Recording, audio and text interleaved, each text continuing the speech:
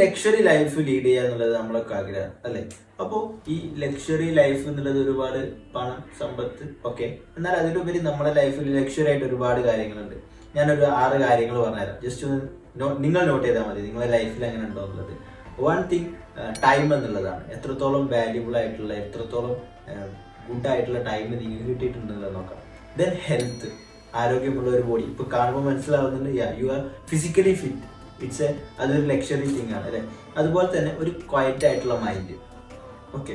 Then slow morning. നിങ്ങൾക്ക് രാവിലെ എണീറ്റ് നല്ല രീതിയിൽ നിങ്ങളെ സെൽഫിനൊരു 1 hour അല്ലെങ്കിൽ ഒരു 2 hour ഒക്കെ കൊടുക്കാൻ പറ്റുന്നുണ്ടെങ്കിൽ good. Then ability to travel.